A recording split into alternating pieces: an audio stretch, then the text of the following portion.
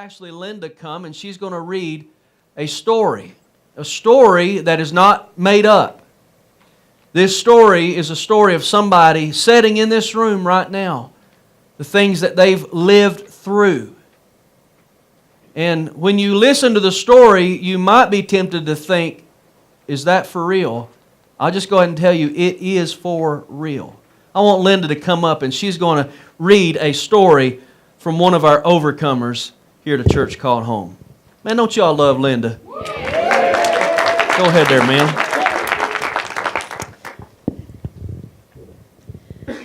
In my early 20s, I was dating a man, and as we became more serious, he told me that he needed to tell me that he had cancer and a heart condition, that he wanted to give me the chance to decide if I wanted to continue in the relationship. I made a promise that I would stay with him and recommitted that promise when we took our vows before God.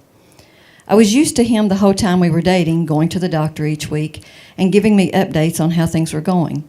We had our daughter, and we had opened our own business, had a nice house, and we were a nice, normal family. About 3.5 years into the marriage, he became very sick. I took him to the emergency room, and the doctors asked me what was wrong with him. I told them about his cancer and his heart condition. A couple days later, after he had been moved to the ICU, 3 doctors asked to speak with me and took me into a room. They sat me down and asked me again what I knew to be wrong with my husband. Then they proceeded to tell me that my husband had none of those conditions, that he had full-blown AIDS. My whole world fell apart in a matter of seconds. To add to the horror of that moment, the doctors told me that I needed to go straight to the health department and get a test for HIV. I made the decision to bring him home because I believed in the vows I made before God, for better or worse, in sickness and in health, and I believed that God would want me to do the right thing. All the people who I thought were my friends abandoned me. I believe because they didn't want to be around someone with AIDS and around someone who possibly had HIV. Taking care of him was a 24/7 job, little sleep, lots of medicines, and lots of cleaning up after him. Add to it the fact that my security as a woman was taken away after discovering that my husband's preference was not of the opposite sex.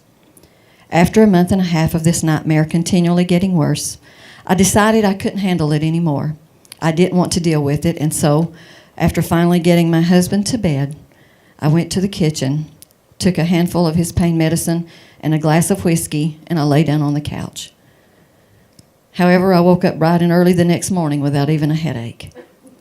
I went to the health department and got the results of my HIV test. They were negative, but the health department said that sometimes those tests did that. I had to go again, and this time bring my 3-year-old and my 17-month-old to be tested. That broke my heart, and the people at the health department, even though sympathetic, continued to talk to me about my options because they too were convinced that there was no way that I could be negative. I can't tell you the pain, the anger, the hurt, the fear as I watched my children get their blood drawn. I still prayed to God even though I thought he was angry with me and punishing me. After another month of taking care of my husband and things getting worse, I broke down one night at the kitchen table and sobbed and poured my heart out to God.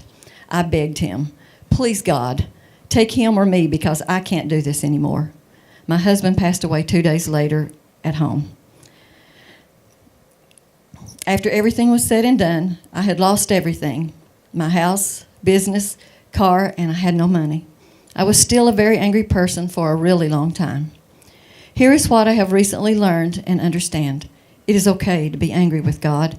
He never left me through the whole ordeal, even when I thought he had. God doesn't punish us. He is love. He didn't let me take matters into my own hands and in my life. My life is precious, and I am so thankful for each day I get to live it. In our darkest of times, he arms us with the things we need to make it through. He armed me with love, compassion, mercy, and strength, and a stronger faith and a greater hope. He held fast to my children and me. None of us contracted HIV, even though the odds were against us. Hey.